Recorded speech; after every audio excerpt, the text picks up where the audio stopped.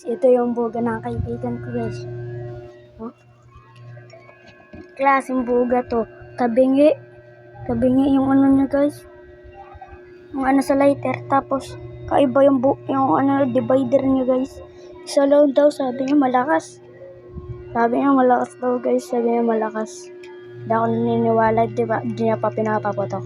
Simple puputok to. Ang liit to. Sheesh. Liit, guys. Paano to puputok? Bunak naman tong kaibigan ko na to. Oh, tignan nyo, diba dapat pantay? Tsaka, paano to gagana? Walang wire yung dito niya, oh. Walang wire. Pero gumagana pa. Paano gagana yung buga, oh.